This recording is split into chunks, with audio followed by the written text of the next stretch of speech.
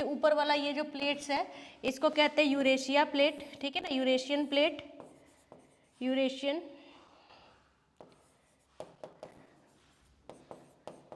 Plate है ये। और ये जो नीचे की तरफ से इस तरीके से दिखाई दे रहा है आपको, ये है इंडियन प्लेट, ये वाला हिस्सा जो है वो इंडियन प्लेट वाला हिस्सा है। तो जब ये दोनों यहाँ पर टकराएगा, यहाँ पर ये इंडियन प्लेट इधर से आ रहा है, ये है इंडियन प्लेट, ठीक है। तो जब ये यूरेशियन प्लेट से ये इंडियन प्लेट इस तरीके से आकर के टकराया, देखा कि यहाँ की जो भूमि है, यहाँ की जो भूमि है टकराव के बाद यहाँ पर ऊंची ऊंची पहाड़ जो है पर्वत का निर्माण हुआ। इस तरीके से हम लोग देख सकते हैं कि इस तरीके से निर्माण हुआ। ये है ग्रेट हिमालय, ये है मिडिल हिमालय, ये है शिवालिक हिमालय। यहाँ से जो आ रहा है इस तरीके से, यहाँ से जो इस तरीके से आ रहा है, ये हमारा इंडिया वाला पेनिनसुलर इंडिया वाला पार्ट है। ये क्या है? इंडिया वाला पार्ट है, ये है इंडिया, ये है इंडिया वाला पार्ट। अब यहाँ से क्या हुआ, यहाँ से ये ग्रेट हिमालय है, ये है मिडिल हिमालय और ये है शिवालिक हिमालय, ठीक है। अब हम लोग क्या देख सकते हैं कि यहाँ पर ये माउंटेन श्रेणी के बाद ये जो प्लेट्यू, ये जो हमारा जो पेनिनसुलर इंडिया है, इसके बीच में ये देखिए गर्त की तरह यानी गड्ढे का निर्माण हुआ होगा, ठीक है। जब निर्माण कैसे हुआ नॉर्दर्न प्लेन का, तो ये गड्ढे की तरह निर्माण हुआ। अब क्या होगा कि जब भी एक निश्चित ऊंचाई तक अगर कोई चीज़ पहुंचता है तो वहाँ से वाटर वेपर जो होता है जमने लगता है, तो उसी को हम लोग स्नो लाइन कहते हैं, हिम रेखा, है ना। तो वहाँ से ऊपर पूरा ग्लेशियर बनेगा, पहाड़ों पे क्या बनेगा? ग्लेशियर बनेगा, और वही ग्लेशियर जब पिघलेगा तो नदियों का निर्माण होगा। अब सालों दर साल क्या होगा, ये नदियाँ अपने साथ इन पहाड़ों को कट करके यहाँ से उतरेगी, ठीक है। उसी तरीके से प्रायद्वीपीय, ये भी ऊंचा वाला क्षेत्र है, प्लेट्यू है ये क्या है? प्रायद्वीपीय भारत, ये क्या ऊंचा क्षेत्र है। यहाँ से भी नदियाँ क्या होगी? उतरेगी, और यहाँ धीरे धीरे क्या करेगी नदियों, यहाँ पर सेडिमेंट का जमाव शुरू हो जाएगा, सेडिमेंट का जमाव शुरू हो जाएगा। और इस तरीके से ये वाला जो नया सबसे नया जो लैंड, सबसे नया जो भूमि बनेगा, नया लैंड का जो क्रिएशन होगा, उसी को हम लोग कहते हैं नॉर्दर्न प्लेन। हाँ, नॉर्दर्न प्लेन कहते हैं इसको, उत्तर का विशाल मैदान, ठीक है, यही है उत्तर का विशाल मैदान।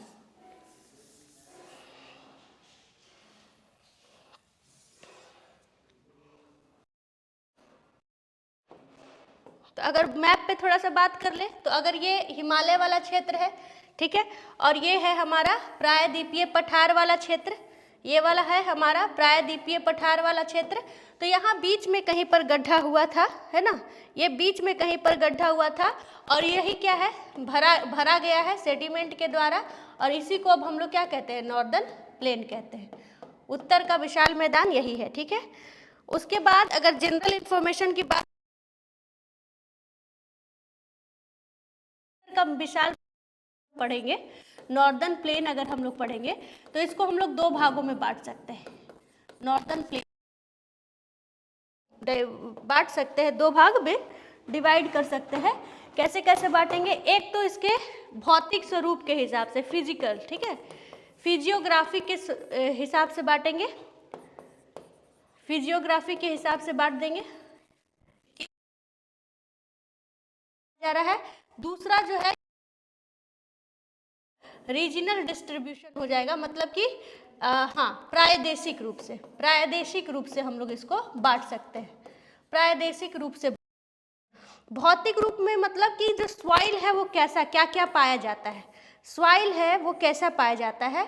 तो जब भी सॉइल की बात करेंगे तो हमारे पूरे नॉर्दर्न प्लेन में सबसे पहला जो पाया जाता है उसका नाम है भाबर, ठीक है, भाबर, भ है ये, ठीक है, हाँ।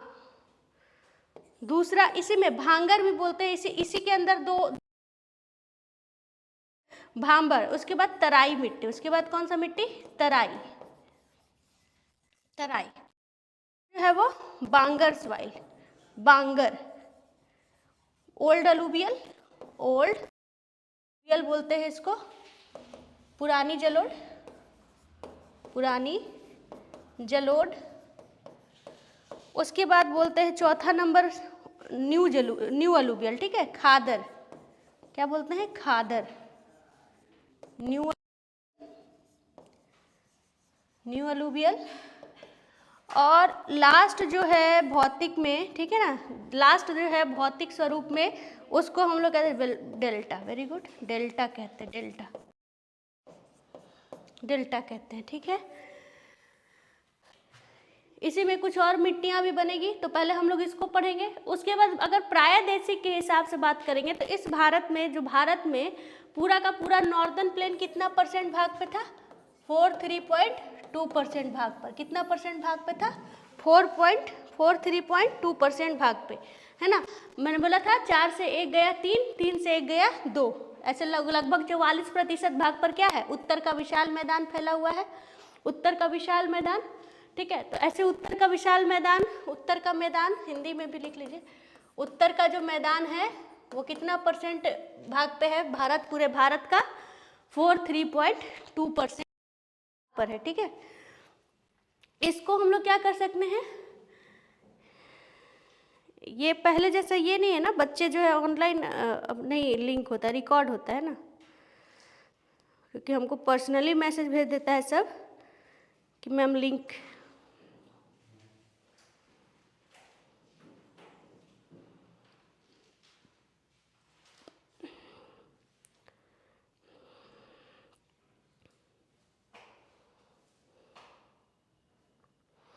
ठीक है।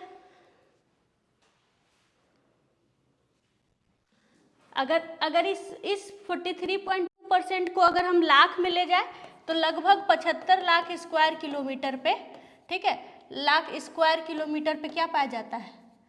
इसका विस्तार है। मतलब कि अगर पूरी भूमि हमारा कितना था?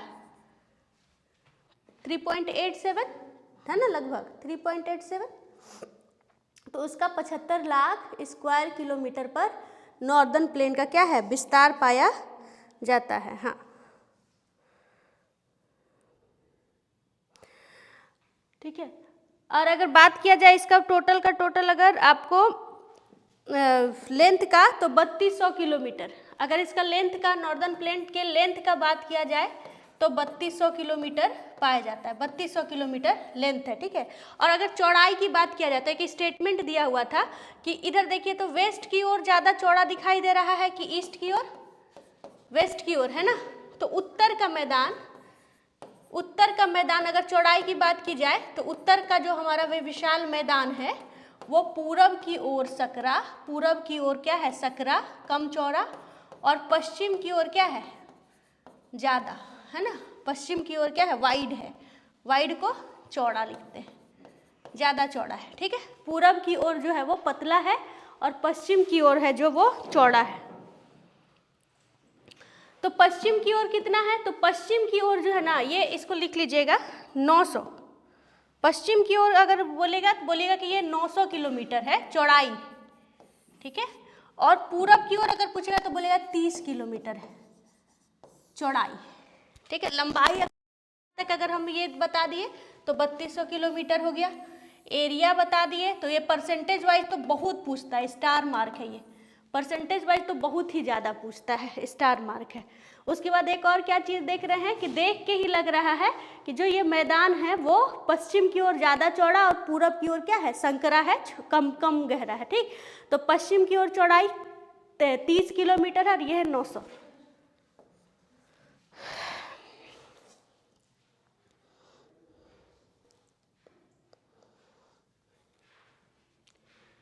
तीन 300 होगा भाई।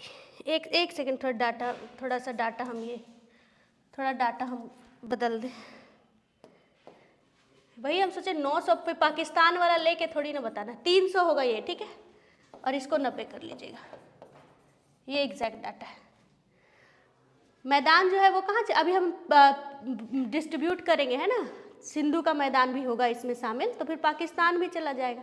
भारत का लिखिए, इंडियन ज्योग्राफी है ना, शुरू से बोल देते हैं कि उत्तर का मैदान पढ़ा रहे हैं। सबसे पहले मैंने बताया कि ये मैदान बना कैसे, तो हिमालय मैंने बता दिया था। तो हिमालय बनने के बाद हिमालय की नदियाँ और प्रायद्वीप, स्टेटमेंट बनाया है, यूपीएससी का क्वेश्चन है कि उत्तर भारत का मैदान किन नदियों के द्वारा मिलकर के बनी है। तो हिमालय की भी नदियाँ होगी और प्रायद्वीपीय भारत की भी नदियाँ होगी।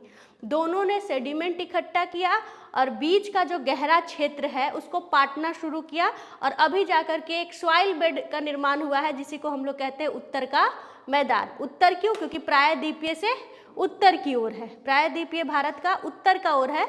और प्रायद्वीपीय भारत क्या है? भारत का सबसे पुराना लैंड है वो, गोंडवाना लैंड वाला पार्ट। ठीक है, तो देखिए सबसे पहले गोंडवाना लैंड वाला, फिर हिमालय पढ़ाए, टर्शियरी एज पूछेगा कि उत्तर का मैदान कौन से काल में बना है, तो क्वाटरनरी एज, क्वाटरनरी लिख लीजिएगा इसको, क्वाटरनरी एज।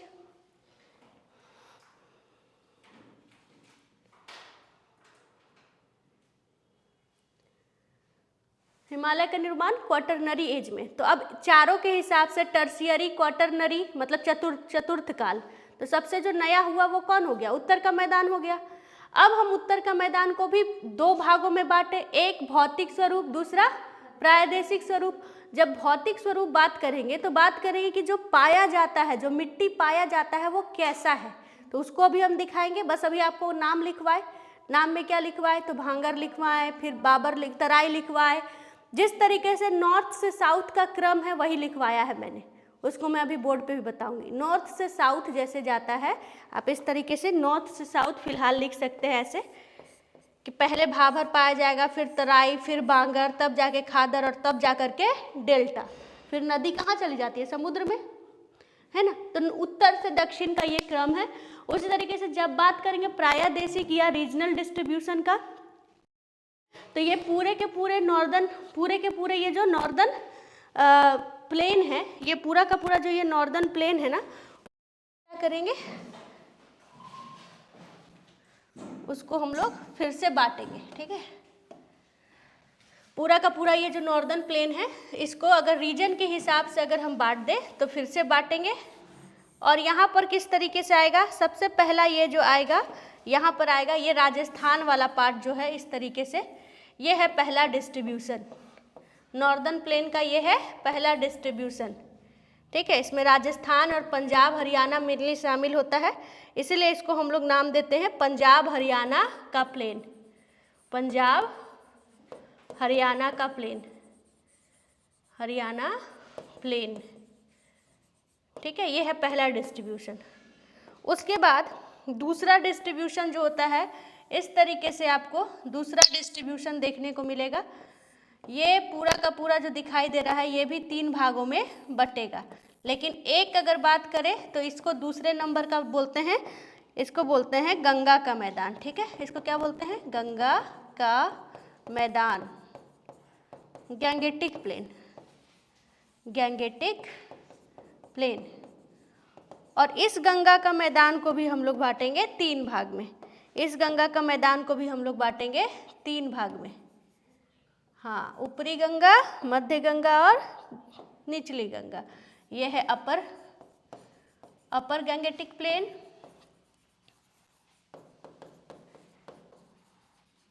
ठीक है। ये बीच वाला है मध्य Gangetic plain, middle Gangetic plain, और नीचे वाला है लोअर गैंगेटिक प्लेन। लिखते लिखते हम ही भूल जाते हैं कि हिंदी बैच है कि इंग्लिश वाला बैच है। ठीक है, ऊपरी गंगा का मैदान,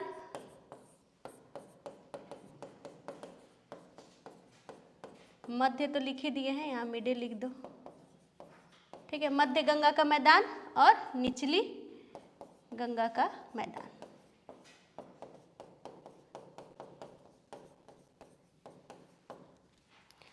ठीक है, उसके बाद यहाँ पर आप देखिएगा कि गैप है, यानी भारत का हिस्सा नहीं है ये, इसको हम लोग कहते हैं मालदा गैप। इसका नाम क्या है? मालदा गैप। जहाँ मालदा गैप पूछेगा, मालदा गैप कहाँ है, कहिएगा बांग्लादेश। बांग्लादेश। मालदा गैप कहाँ है? बांग्लादेश, ठीक है। उसके बाद फिर से भारत का ये असम वाला रीजन शुरू होता है, इसको हम लोग ब्रह्मपुत्रा का मैदान कहते हैं, ब्रह्मपुत्रा प्लेन्स, ब्रह्मपुत्रा का मैदान कहते हैं। तो मेनली 3 भागों में डिवाइड किया गया रीजनल को, ठीक है। कौन कौन? 3 भागों में डिवाइड किया गया। अगर हम रीजन वाइज डिवीजन करें तो, ठीक है, सबसे पहले पंजाब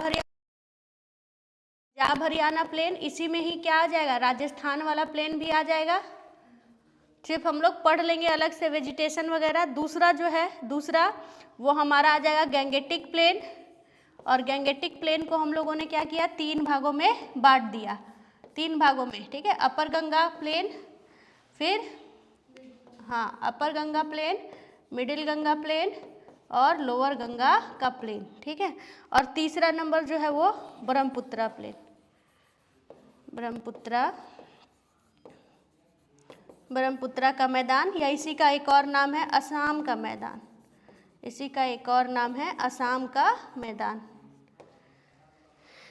असम का मैदान, ठीक है।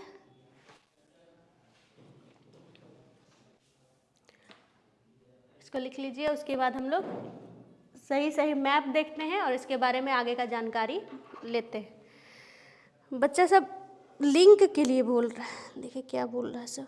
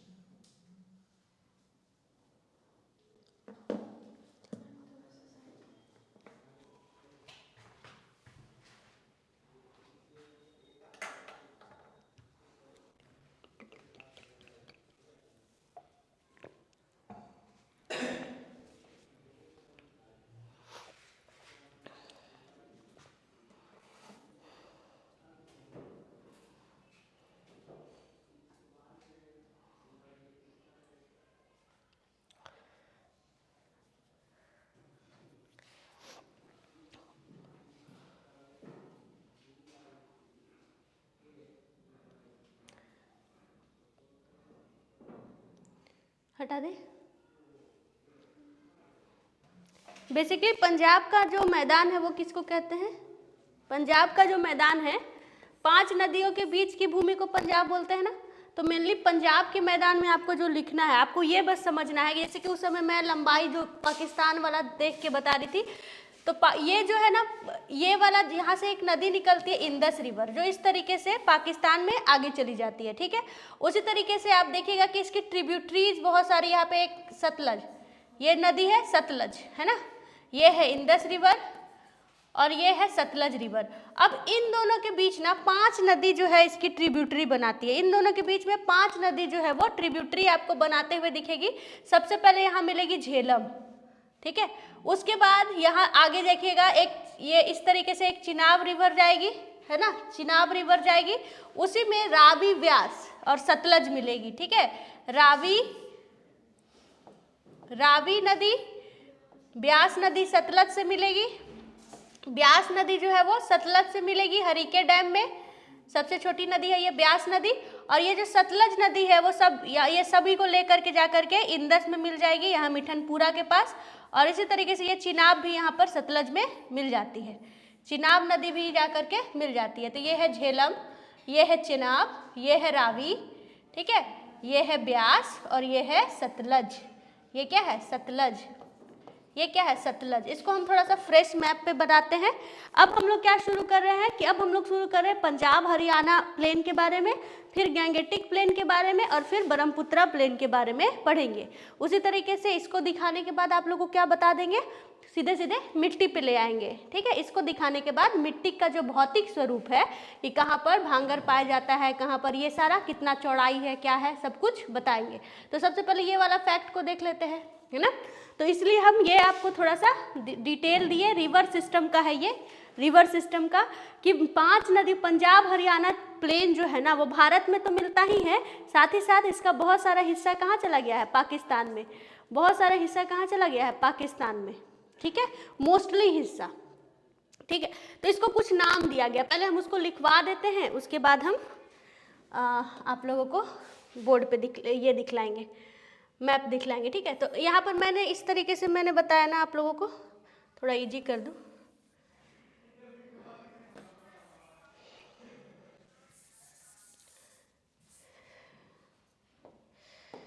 यहाँ पर देखिए, तो इस तरीके से मैंने बताया कि यहाँ से जा रही है इंदस, ये कौन सी नदी है, सिंधु नदी, ठीक है।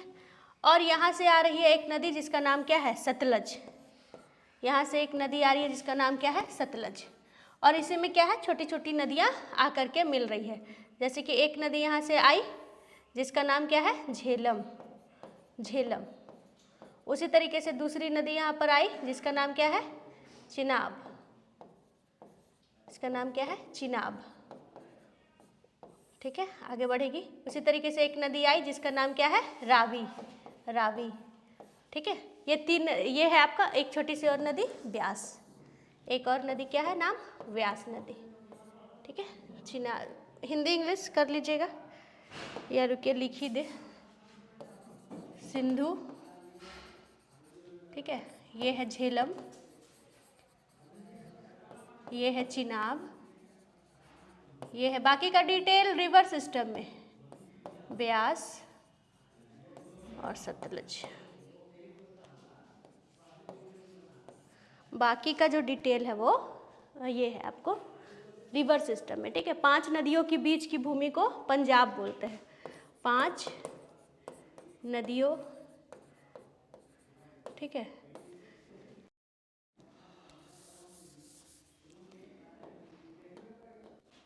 सबसे पहले यहाँ पे एक पॉइंट जो पूछता है कि नदियों की भूमि को, दो नदियों के बीच की, हाँ, दोआब की भूमि को दोआब बोलते हैं, दोआब क्षेत्र, ठीक है। तो यहाँ पे 2 नदी दिखाई दे रहा है ना, तो अब इसमें यहाँ पे 5 दोआब क्रिएट होता है, जैसे कि ये है इंदस है और ये है झेलम, ये सिंधु है, ये है झेलम। तो यहाँ पर क्या होगा, सेडिमेंट का डिपोजिशन होगा। ये क्वेश्चन पूछा हुआ है कि उत्तर मैदान का निर्माण निक्षेपण क्रिया से हुई है, मतलब डिपोजिशन से हुई है। क्या होता है डिपोजिशन, जैसे नदी जो है वो काट काट के सेडिमेंट लेकर के आ रही है, अवसाद को काट के ला रही है और बिछा रही है, मतलब कि जब काटा जाता है तो उसको कहते हैं इरोजन, इरोड होना, बोलते हैं ना कि सॉइल इरोजन पे लेख लिखिए, इरोड हो रहा है, काट रहे हैं, तो जब कट रहा है तो उसको कह रहे इरोजन। तो जो उत्तर भारत का मैदान है वो इरोजन लैंड फॉर्म नहीं है, वो कैसा है, डिपोजिशन। जब उसी भूमि को एक जगह पर जमा कर दिया जाए उसे क्या बोलते हैं, डिपोजिशन। तो उत्तर भारत का निर्माण जो है वो क्या है, डिपोजिशन से हुआ है, प्रक्रिया से, या फिर निक्षेपण से हुआ है। हिंदी वाले निक्षेपण प्रक्रिया से हुआ है, इंग्लिश वाले के लिए डिपोजिशन प्रक्रिया से हुआ है, ठीक है। ये वाला थोड़ा सा कर लीजिएगा। तो यहाँ पर क्या दिख रहा है, डिपॉजिट किया गया, तो इसको हम लोग जब जो सिंधु और झेलम के बीच की जो नदी है ना, नंबर 1, इसको हम लोग कहते हैं सिंधु सागर दोआब। इसका नाम क्या रखे, नंबर 1 का सिंधु सागर दोआब। मोस्टली ये कहाँ चला गया है, पाकिस्तान में, मोस्टली ये कहाँ चला गया है, पाकिस्तान में, ठीक है। अब ये सबको ना रटना बहुत आसान है ना, ये सबको सब जो है ना, नदी की नाम, जैसे जैसे नदी का नाम दिखाई दे रहा है ना, उसी के नाम पर आपको वो दिखाई देगा। ये इन दोनों के बीच, जैसे झेलम और चिनाब, जैसे कि झेलम और चिनाब है ना ये, तो इसका दूसरा का नाम है चाज। इसका नाम क्या है, चाज। कैसे लिए हम लोग, चिनाब का CH और झेलम का J, चाज दोआब, चिनाब का ये और झेलम का J। तो ये जो दूसरा नंबर का नाम है ना, इसका कहते हैं हम लोग चाज दोआब। तो बोलेगा कि चाज दोआब जो है वो कौन सी नदियों से मिला है, तो नदी ढूंढिएगा। तो चिनाब का CH, चिनाब का क्या है CH और झेलम का क्या है J, चाज, चाज दोआब। ये झेलम, ये चिनाब के लिए, ठीक है, ये दूसरे नंबर का।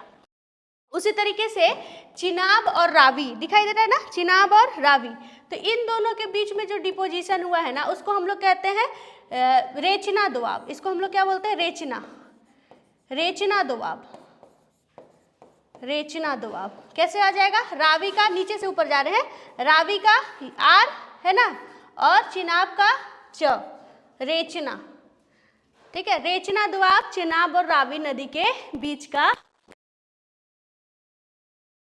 उसके बाद देखिए तो ब्यास और रावी, उसके बाद वाला जो है ना एकदम नाम पे है, कोई दिक्कत नहीं होगा।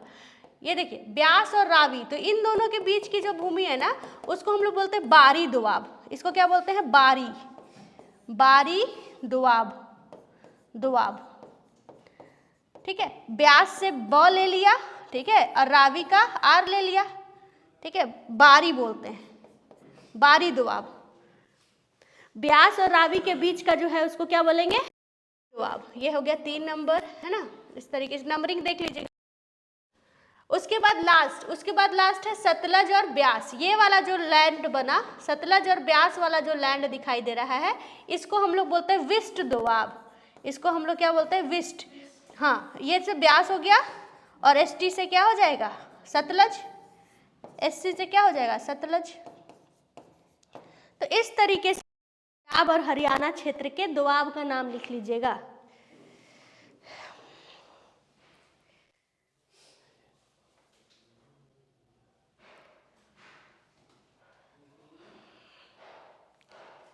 एक तो आप लोग को दोआब का नाम एक देता है, अब मैच हो जाएगा ना, क्रॉस करके पूछेगा, मैच कर लीजिएगा। अब खुद से नाम देख लीजिएगा क्या पूछ रहा है।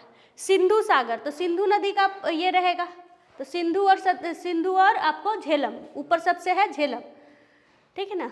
झेलम नदी से बहुत सारा क्वेश्चन पूछता है, जैसे कौन सी नदी है जो भारत में बॉर्डर बनाते हुए गुजरती है। ये भारत है, यहाँ से देखिए तो सिंधु नदी इस तरीके से गुजर रही थी और ये मैंने झेलम बनाया ना इस तरीके से, तो इस तरीके से जाती है, तो ये सीमा है ना, ये POK, तो ये इस तरीके से बह रही है, तो झेलम हो जाएगा आंसर।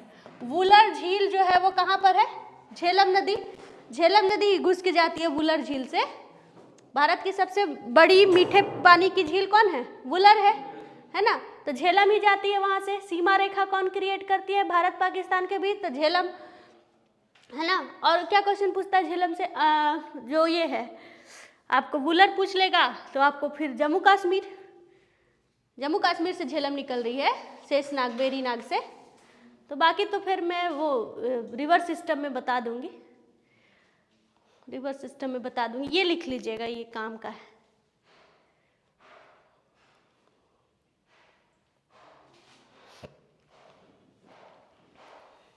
हटा दे, नहीं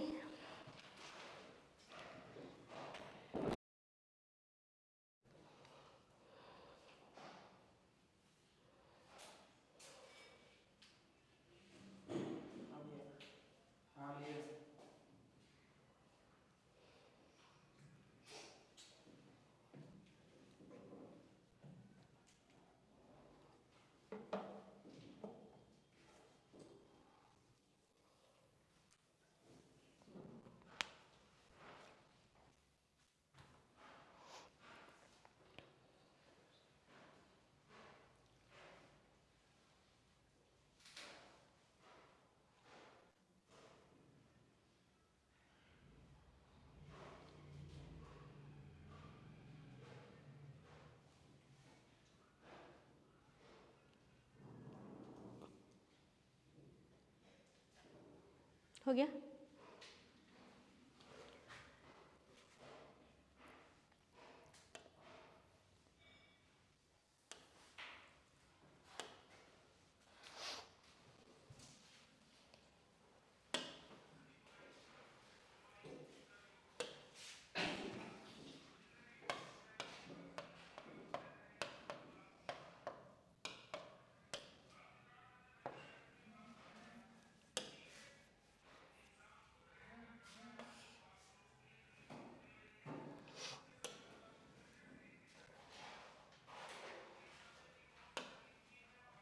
देखिए यही बताया था ना, यही बनाया।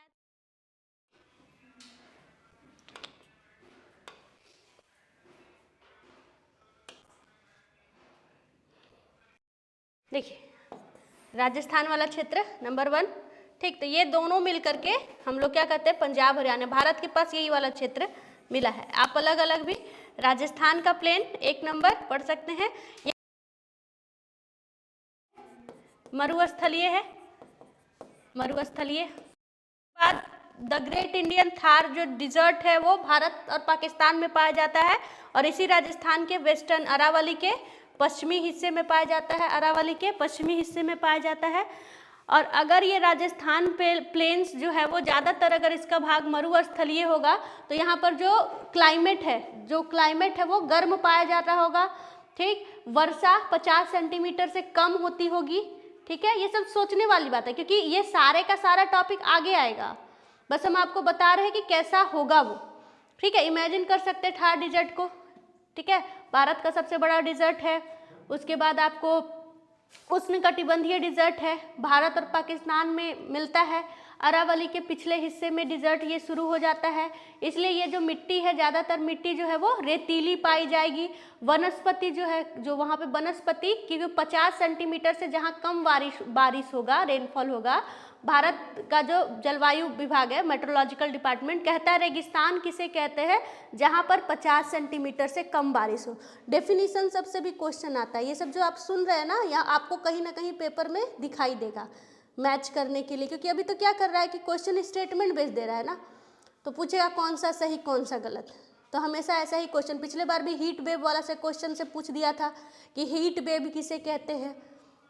तो अगर प्लेन की बात करेंगे तो जब 40 डिग्री टेम्परेचर 40 डिग्री से ज़्यादा होगा, और जब हिली एरिया का बात करेंगे माउंटेन का, तो टेम्परेचर अगर 30 डिग्री से ज़्यादा होगा तो उसे ही हम लोग हीट वेव कहते हैं, ठीक है। तो क्या किया था, डेफिनेशन में उल्टा कर दिया था।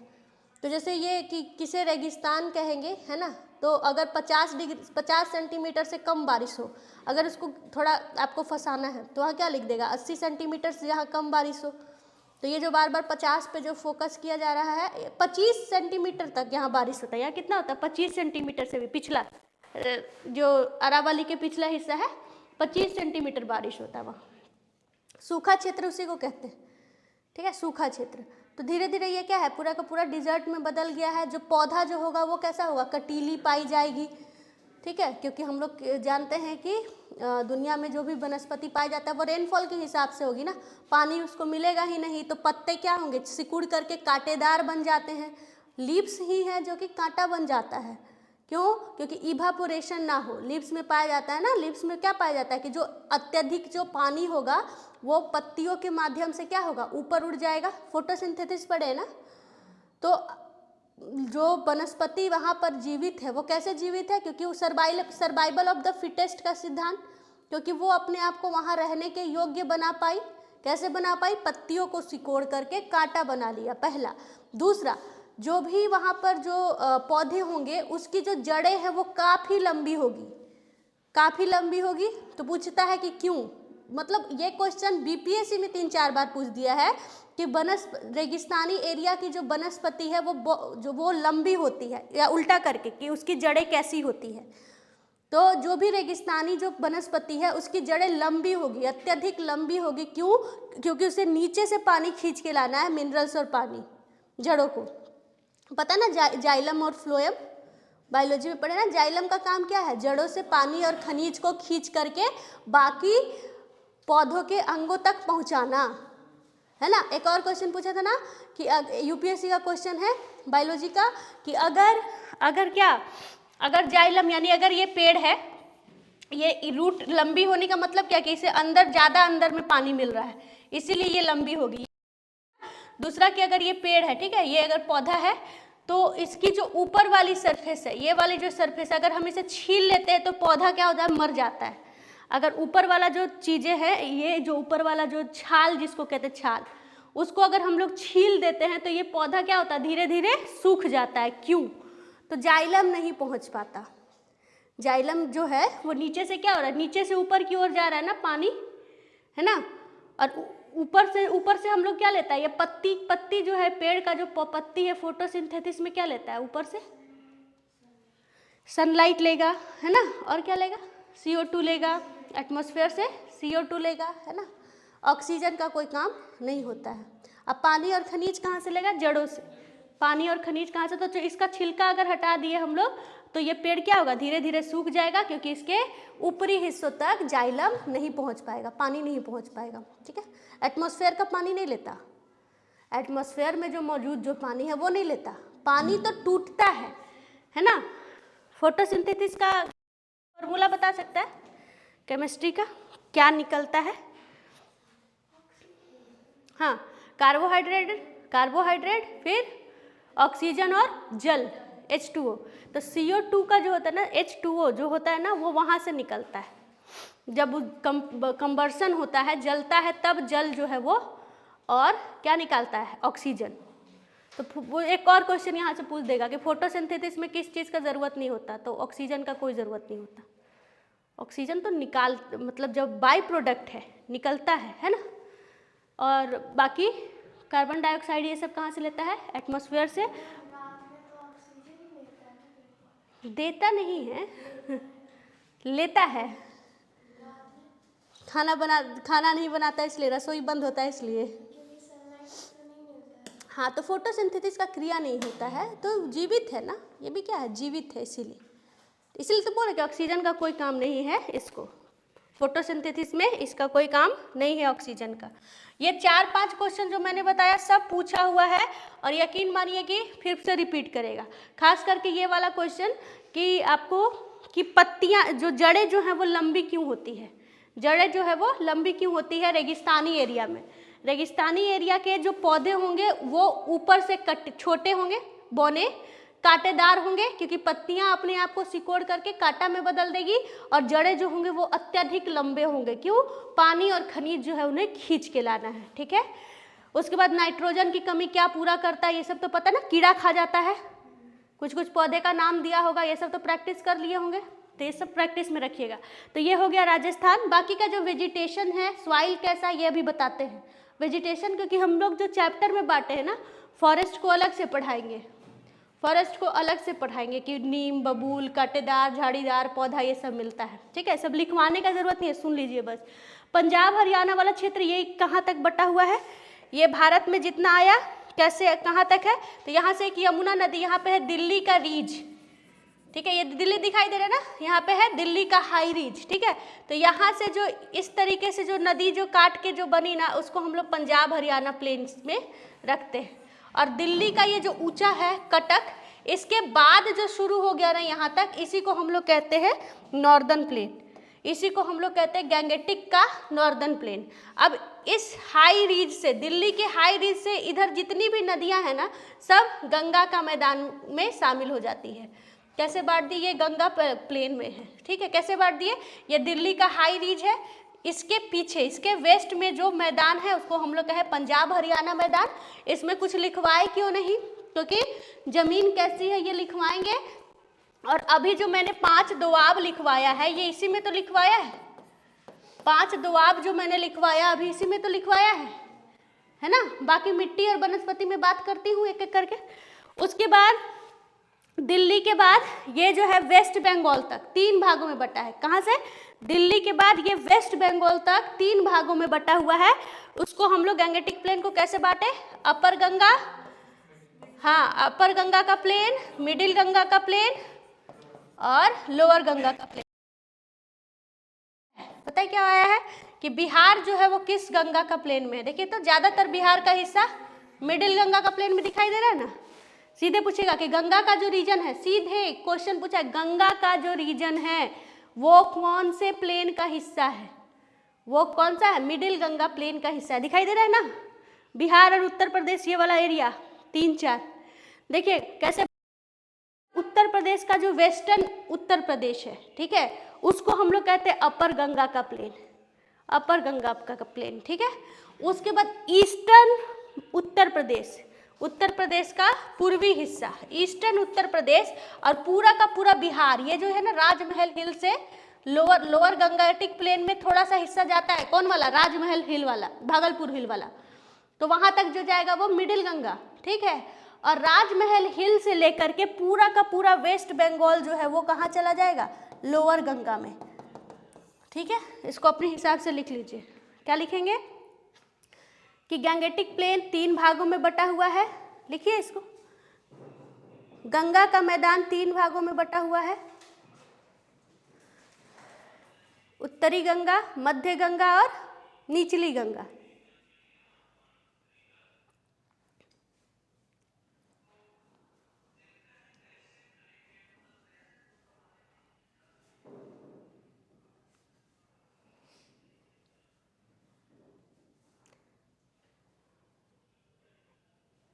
एक लिखिए, एक करके। उत्तरी गंगा लिखिए, उत्तरी गंगा का मैदान यह दिल्ली कटक से लेकर के, दिल्ली कटक से लेकर के पश्चिमी उत्तर प्रदेश तक फैला हुआ है।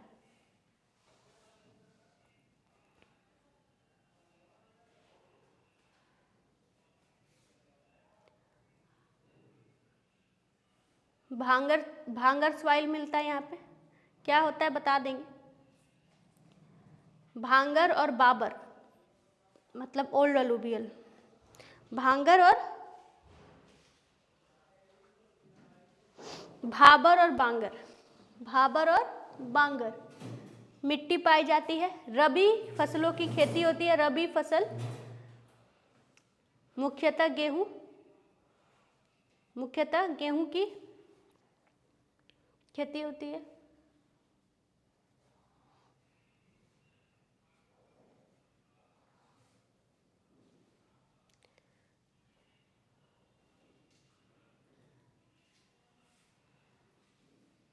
ठीक है, प्राकृतिक दृष्टि से ज्यादा उपजाऊ नहीं है, प्रकृति ज्यादा उपजाऊ नहीं है। एग्रीकल्चर वाला अगर आज टाइम मिलेगा तो बता देंगे फर्टिलिटी पावर कहाँ ज़्यादा होता है। मानव श्रम से क्या किया है इसको, मानव श्रम अपने हिसाब से इसको क्या किया है, उपजाऊ बना दिया है, उपजाऊ बना दिया है।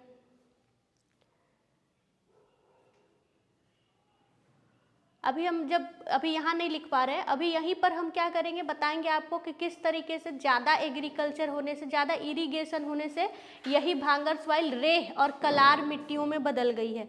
मतलब जो प्रकृति जो है, मिट्टी की जो प्रकृति जो है वो कैसी हो गई है, अम्लीय हो गई है, ठीक है ना।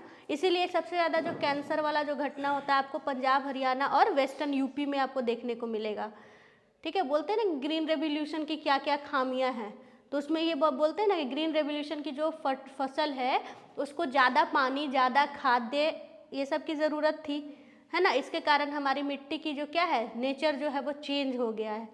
अगर किसी वहाँ पे पानी ज़्यादा दे दीजिएगा तो मिट्टी का क्या होगा, मिट्टी की फर्टिलिटी पावर जो है वो ऊपर वाला जो, ऐसे समझिए ना, ऊपर का जो उपजाऊ वाला लेयर है वो लेयर हट के चला जाएगा, ठीक है। तो नीचे का जो अम्लीय जो प्रकृति है वो बच जाएगा, जिसको कम करने के लिए ऊपर से खाद कप पे खाद के दे दिया जाता है ना। तो उतने सालों से खाद का प्रयोग कर रहा जा रहा है तो वो अपने साथ गंभीर बीमारियां तो लाएगा। तो इसीलिए भारत के किस हिस्सों में कैंसर का जो पेशेंट है वो ज़्यादा पाया जाता है, तो पंजाब, हरियाणा और वेस्टर्न उत्तर प्रदेश। आपसे कभी भी आप जो चेक करता है ना स्टेटमेंट बेस, वो ऐसे ही चेक करता है। बैठे बैठे आपको मेडिकल का स्टूडेंट थोड़ी बनाना है कि क्यों पूछेगा कि कैंसर क्यों हो रहा है वहाँ पे, या फिर इंटरव्यू में भी वो आपका समझ देखना चाहता है कि मिट्टी के बारे में पता है कि नहीं। क्योंकि भारत क्या है, एग्रीकल्चर वाला देश है। ऊपर से उससे भी ज़्यादा बिहार, 80% से भी ज़्यादा जनसंख्या बिहार क्या है, ग्रामीण एरिया में है ना। तो अब इतना ग्रामीण एरिया में रह करके आपको मिट्टी को बचाने नहीं आया जाएगा, है ना। सूखा को रोकथाम, बाढ़ की समस्या, एक पूरा का पूरा गांव ही है जो कोसी नदी के कारण अपने जलधारा से अलग हो गया। मतलब ऐसे कोसी जा रही है, वो पूरा का पूरा गांव बीच में है, तो उसने 2024 और 2023 के चुनाव में भाग नहीं लिया है, इलेक्शन में भाग नहीं ले रहा है 2 बार से। तो उस पर भी क्वेश्चन कि वो कौन से गांव है, कहाँ का गांव है, सुपौल का गांव है, ठीक है। हाँ सुपौल, नाम क्या है, गांव का नाम भी पूछ देगा ना। इतना 4 ऑप्शन के साथ मिलेगा तो लगा दीजिएगा। और ये सब पूछेगा, इस बार इलेक्शन हुआ है ना, तो ये सब पूछ देगा आपको, ठीक है। उसके बाद ये देखिए, तो ये मिडिल गंगा, मध्य गंगा में लिखिए दूसरा नंबर डाल करके। अब यहाँ से एक क्वेश्चन पूछा था, क्योंकि पूरा का पूरा बिहार ही मध्य गंगा का पार्ट है, तो अलग से पूछेगा कि गंगा का रीजन किस में आता है, तो भी मध्य गंगा ही होगा। बिहार का जो गंगेटिक पार्ट है वो कहाँ पे, किसका पार्ट होगा, तो पूरा का पूरा बिहार जब मध्य गंगा का पार्ट है तो वो भी कहाँ होगा, मध्य गंगा का ही पार्ट होगा। तो क्वेश्चन पूछा, हमको लगता है 2 साल पहले का है, ये 66 बीपीएससी का क्वेश्चन है, तो रिपीट करने का चांसेस है, ठीक है। और एक और बात बता दें अभी आप लोग के लिए, ठीक है, जो 2 लोग हैं जो जाने वाले हैं एग्जाम देने, इस बार बिहार स्पेशल से क्वेश्चन ज़्यादा आएगा, क्योंकि सेटर जो मीटिंग हुआ था ना टीचर्स का, जो आए सब लोग जो गया था, उसमें क्या बोला कि बिहार पे फोकस कीजिए आप लोग, बिहार से बहुत कम क्वेश्चन देते हैं। तो चेयरमैन साहब ने कहा कि कंसीडर किया जाएगा इस बात को, ठीक है। तो ऐसा होपफुली 20-22 क्वेश्चन तो पहले भी रहता था, अगर संख्या बढ़ा के 30 भी कर देगा तो हम लोग को तो फ़ायदा है। तो अभी से अभी बचा हुआ है 10 दिन, बिहार एकदम पढ़ जाइए, दोनों, बिहार का करेंट अफेयर भी और बिहार का स्टैटिक पोर्शन भी, इम्तियाज़ अहमद से उठा करके, ठीक है। साथ ही साथ किस पे फोकस करना है, बिहार का इकोनॉमिक सर्वे और बजट, और नई वाली जो जाति जनगणना हुई है, ठीक है। पहले वहाँ से पिक कर लीजिए जहाँ से क्वेश्चन 100% आएगा। अब क्या आएगा वो नहीं पता। एग्रीकल्चर आप इसमें देखिएगा, लिंग वाला क्वेश्चन जो है ना वो पूछ सकता है कि जो बिहार का जो सेक्स रेशियो है वो 2011 की जनगणना के हिसाब से 918 था, लेकिन कास्ट सेंसस के हिसाब से कितना है, 953 है, ये वाला पूछ सकता है। एजुकेशन से देखिए, बिहार सबसे पिछड़ा था ना एजुकेशन में, लेकिन जाति जनगणना के हिसाब से बिहार में कितना है, लगभग 79% है। उसमें भी मेल फीमेल का भी देख लीजिएगा, मेल कितना है, लगभग 82% तक का है, और फीमेल कितना है, 73 लगभग है, देख लीजिएगा इसको एग्जैक्ट डाटा। तो ये पूछ सकता है आप लोगों को, ठीक है। उसके बाद कास्ट सेंसस को देख लेना, क्योंकि क्या घुमा के पूछेगा ये नहीं पता, ठीक है, लेकिन पूछेगा तो पक्का। अब ये वाला तो एक इस पे एक क्वेश्चन, रुकिए एक क्वेश्चन आप लोग को बताते, थोड़ा डिफिकल्ट। और ये मत सोचिए कि 25 वाले बच जाएंगे, 25 वाले फिर तुरंत आ रहा है 25, यहीं से क्वेश्चन आएगा, इसको लिख के रख लीजिए आप लोग। हम तो कुछ और भी चीज़ें आप लोग के लिए लाए थे, वो ताकि रिवीजन हो जाता ट्राइब से, लेकिन मिल ही नहीं रहा है।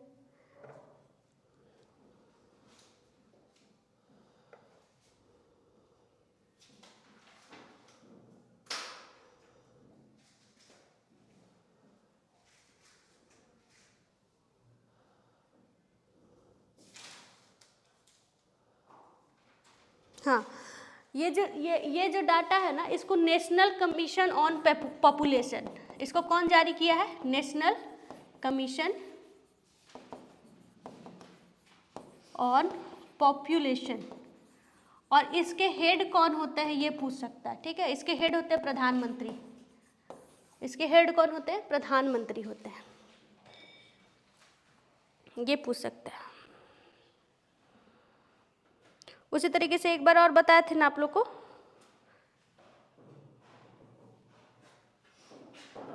पॉपुलेशन डेंसिटी 1106 से बढ़ करके 1388, ये पूछ सकता है। 1106 था 11 वाले में, 2011 के सेंसस में, और अभी कितना हो गया है, 1300 कितना है भाई, 1388, ये पूछ सकता है। क्या है ये, घनत्व, जनसंख्या घनत्व है, ये पूछ सकता है। डेंसिटी लिख देते हैं, ये पूछ सकता है। तो कभी भी पढ़िए ना, जितने भी लोग आज बचे हुए हैं, आज जा कर के, आज ये खत्म होगा ना, चुपचाप से बिहार निकाल लेना है, ठीक है। बिहार निकाल के क्या देख लेना है, कास्ट सेंसस, अभी यहीं पे बैठ के कास्ट सेंसस, बिहार का इकोनॉमिक सर्वे, बिहार का बजट, ठीक है। और कुछ देख सकते हैं, बिल्कुल देख सकते हैं सेंसस, उसी में सेंसस दिया होगा, ठीक है, 2011, एक क्वेश्चन निश्चित है, तो एक एक करके नहीं होता, बूंद बूंद से घड़ा बढ़ना। अब बाकी सब भी बैठ के यहीं पे देख सकता है। एग्जाम चाहे कोई भी दीजिए, हो ही नहीं सकता है कि आप और क्या देखिएगा, फॉरेस्ट, हम ज्योग्राफी का बता के जा रहे हैं क्या क्या देखना, फॉरेस्ट रिपोर्ट, ठीक है। साइक्लोन, जो भी साइक्लोन आया है जहाँ पर, हाँ लिख लीजिए, हर एग्जाम में काम आएगा ये। ज्योग्राफी में क्या पढ़ के जाना है लास्ट टाइम में, तो एकदम उसको सबको, खास करके जैसे म्यांमार के लिए, म्यांमार, वियतनाम वाला, लाओस यहाँ पर जो आया था, उसके लिए भारत सरकार ने सद्भावना जो है वो चलाया था, ठीक। और कौन सा जो ये है इंडियन नेवी का कौन सा शिप जो है वो वहाँ गया था,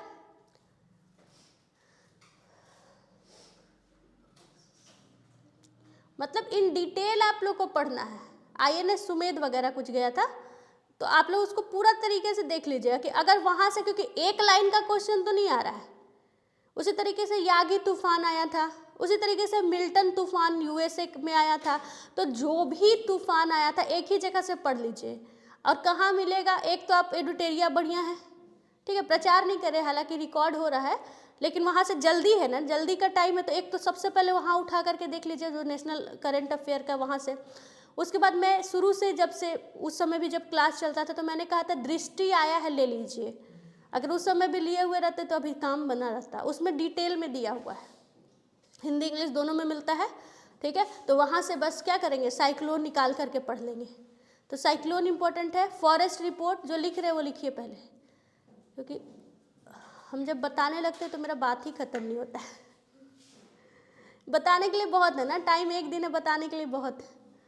तो साइक्लोन पढ़ेंगे, forest report, caste census,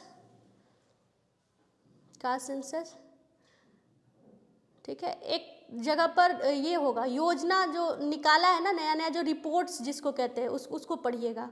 report Bihar सरकार का है, बिहार का एडिटोरिया में लिख करके, वहाँ से एक क्वेश्चन हमेशा रहता है, ठीक है, कि क्यों चलाया गया है ना, वो पढ़िएगा।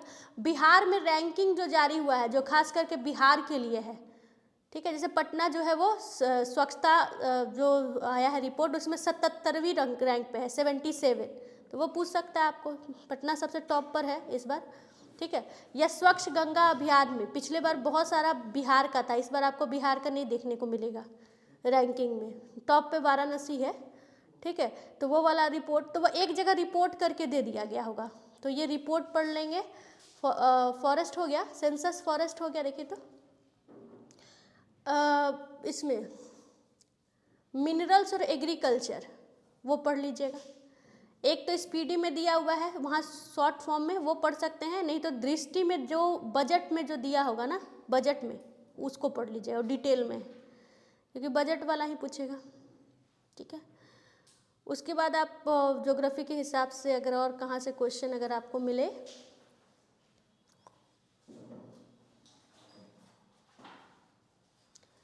ये सारा चीज़ जो लॉन्गिट्यूड, लैटिट्यूड, सोलर सिस्टम, ये सब याद है ना आप लोग को कि भूल गए?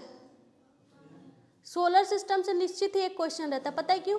फिजिक्स का भी, साइंस का भी पार्ट है ना, फिजिक्स में देखिएगा तो मिल्की वे वगैरह से क्वेश्चन रहता है, तो वो हम लोग जो ज्योग्राफी कराए हैं उसी में हो जाएगा, वहाँ से डेफिनेटली 1-2 नंबर। पिछले बार भी था ना, पल्सर पे क्वेश्चन था, है ना।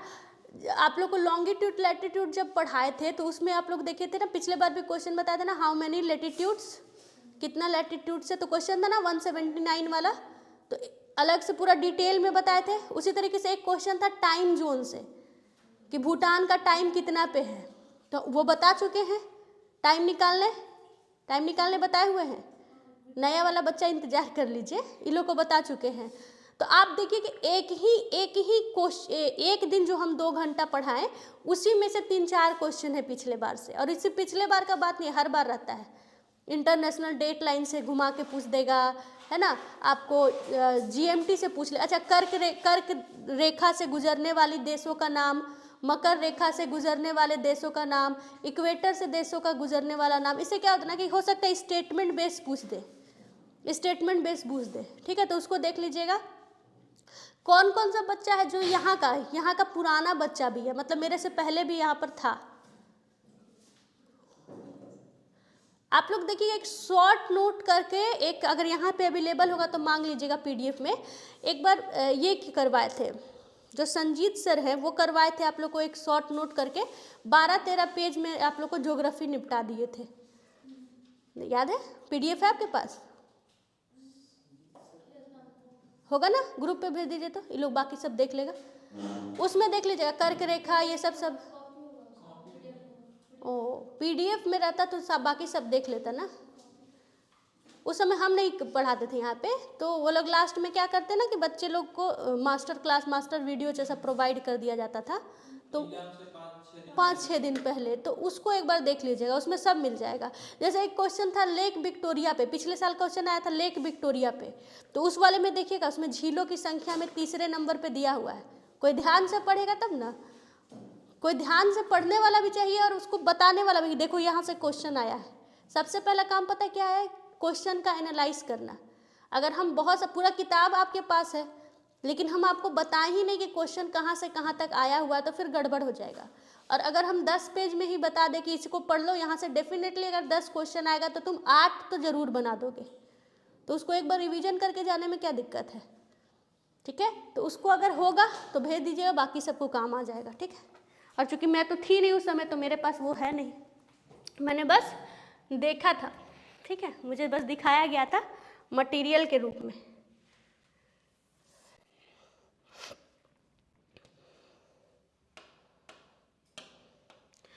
कोई बात नहीं, देखिए ये हो गया। बिहार जो है वो किस गंगा का पार्ट है? मध्य गंगा, क्वेश्चन पूछा हुआ है। उसके बाद हमारे बिहार के जो राजमहल हिल से लेकर के ये पूरा प्रदेश, वेस्ट बंगाल वाला पूरा ये जो निचला क्षेत्र है, उसको हम लोग क्या बोलते हैं? Lower Ganga plain. ठीक है, लोअर गंगा। लोअर गंगा के बाद ये जो व्हाइट कलर में जो बांग्लादेश जैसा दिखाई दे रहा है ना, इसी को हम लोग कहें, इसी को मैंने कहा मालदा गैप।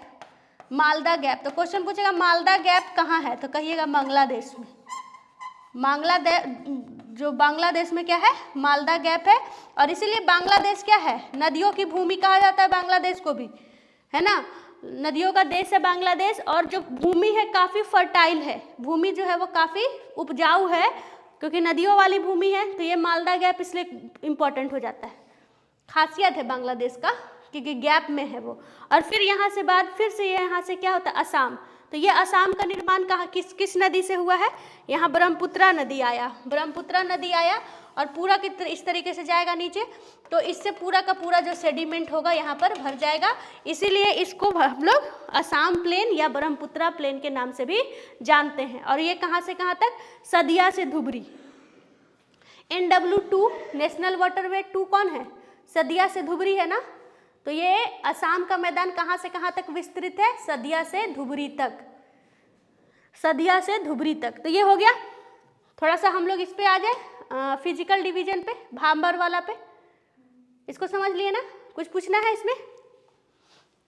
बाकी वेजिटेशन और सॉइल मैं करवाती हूँ, मैंने उसके लिए तो अलग चैप्टर भी रखा है। अगर टाइम बचेगा तो आज ही सॉइल करवा दूंगी, क्योंकि मैं पिछले बार से जो मर्ज हुआ है, तो मैं बस एक बात जानती हूँ मैं, कि टाइम बहुत नहीं होता, देखते देखते टाइम कट जाता है।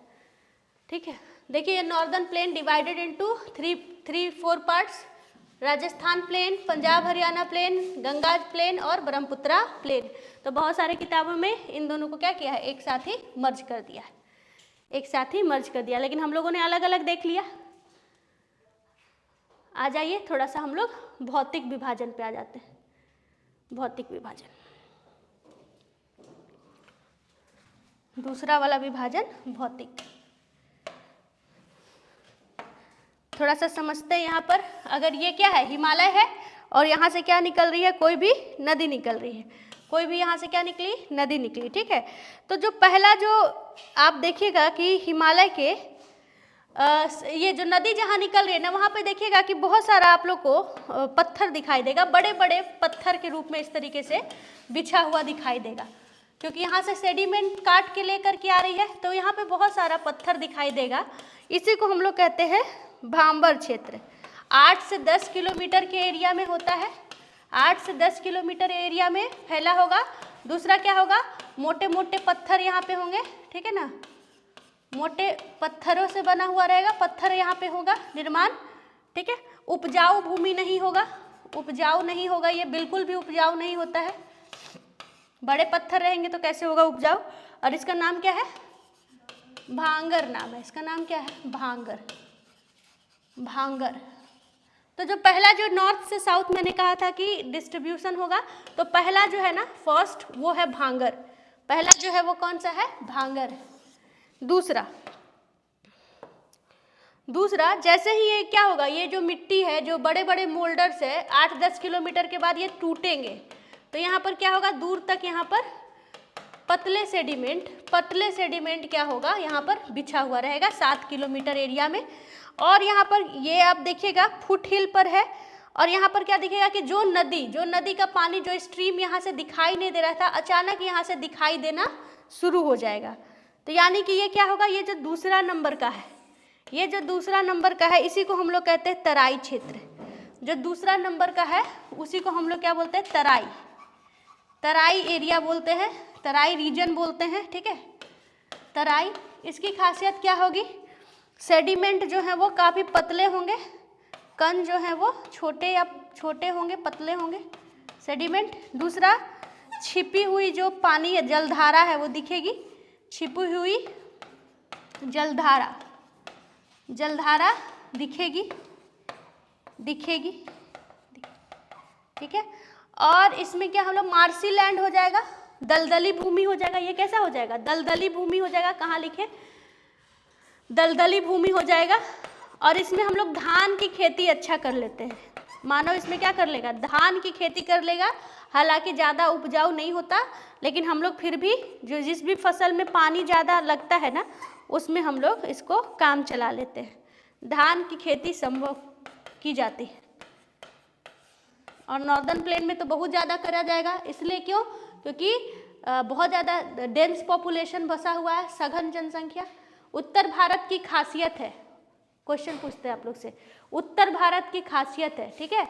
ऑप्शन 1, यहाँ पर जनसंख्या घनत्व अत्यधिक पाई जाती है, सघन जनसंख्या पाई जाती है, ठीक है। ऑप्शन 2, यहाँ पर जनसंख्या की कमी है।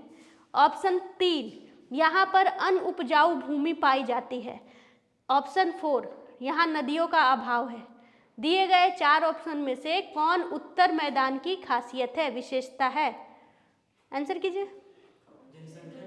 घनत्व ज़्यादा पाई, क्वेश्चन पूछा हुआ है, बस मैं आपसे बता रही हूँ कि कितना इजी क्वेश्चन पूछता है। क्यों जनसंख्या ज़्यादा पाई जाती है, सघन जनसंख्या, आप देखिए कि पूरा दिल्ली, कौन सा रीजन आ जाएगा, उत्तर भारत के मैदान में कौन सा शामिल हो जाएगा, राज्य के हिसाब से थोड़ा लिख दे दिए, तो थोड़ा लिख दे हम, ठीक है। तो यूपी हो जाएगा, उसके बाद दिल्ली, कहाँ, दिल्ली उधर चला गया, बिहार,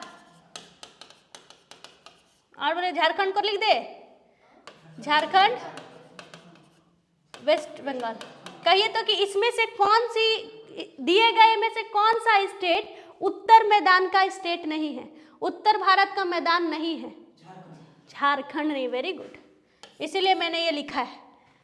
नहीं है जब पूछे, झारखंड प्लेट्यू वाला रीजन है ना, तो ये याद रखना है आपको, क्वेश्चन बन सकता है, ठीक है। उत्तर भारत में आपको, ठीक है, दिल्ली का भी एरिया आपको मिल जाएगा।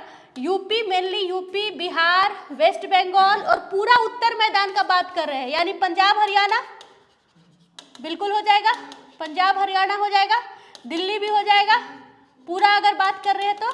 और साथ ही साथ क्या हो जाएगा, असम भी हो जाएगा, साथ ही साथ क्या होगा, असम भी हो जाएगा, असम भी हो जाएगा, झारखंड नहीं होगा, अरुणाचल प्रदेश नहीं होगा, ये सब नहीं होगा, ठीक है, ये सब नहीं होगा। तो इतना है स्टेट जो कि उत्तर मैदान का हिस्सा है, ठीक है।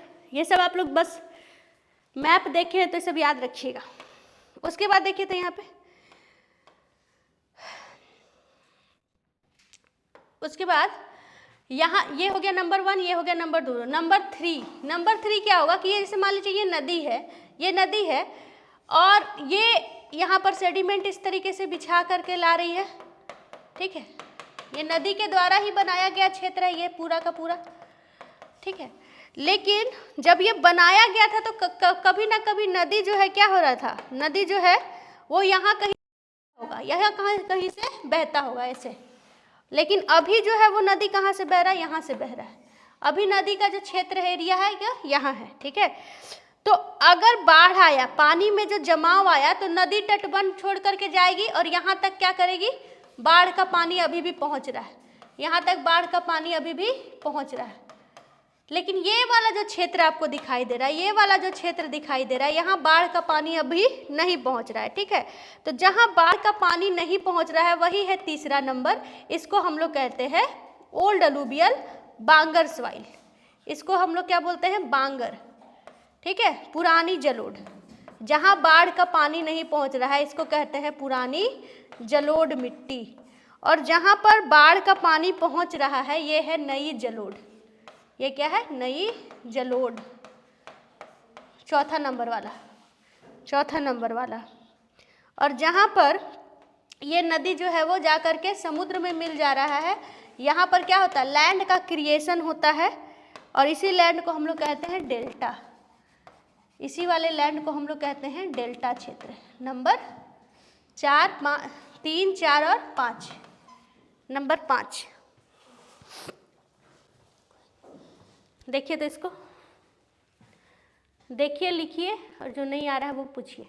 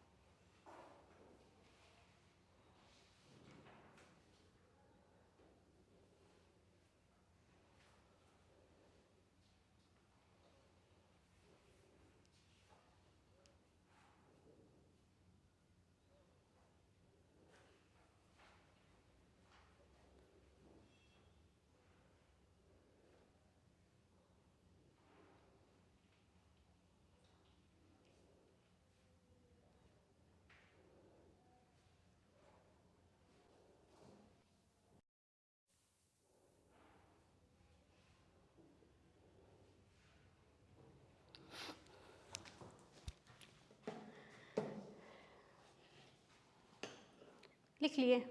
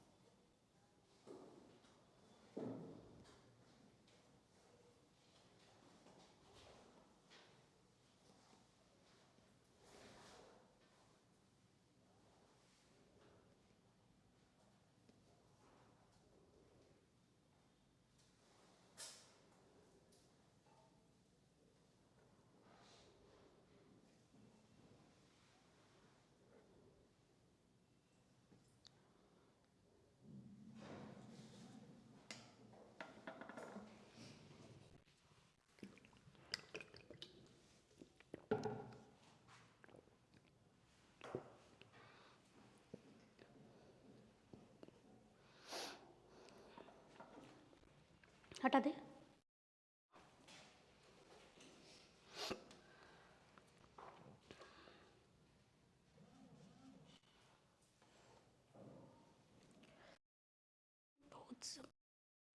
इतना तो सब पढ़ता भी नहीं है जितना लिंक के लिए मैसेज कर रहा है।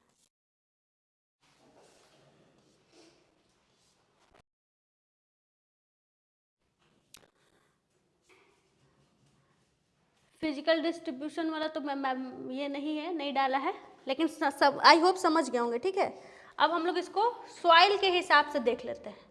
सॉइल के हिसाब से देख लीजिएगा ना तो दिख जाएगा, सॉइल ऑफ इंडिया।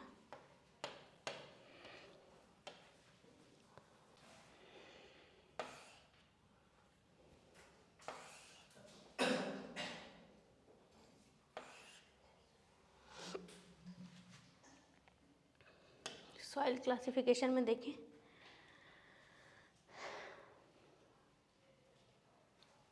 तो उत्तर भारत का जो सॉइल क्लासिफिकेशन है उसमें से हम लोग पहला नंबर जो देखे वो क्या था, भांगड़ था, ठीक है ना।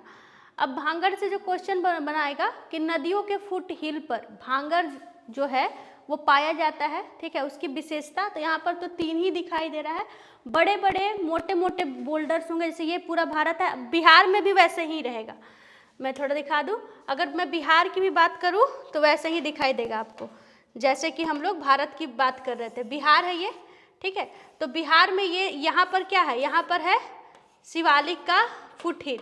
तो यहाँ पर सबसे पहले यहाँ पे ये पूरा बिहार में आप 7 से 10 किलोमीटर वाला ये पूरा रीजन तराई का रीजन है ना, नेपाल की तराई।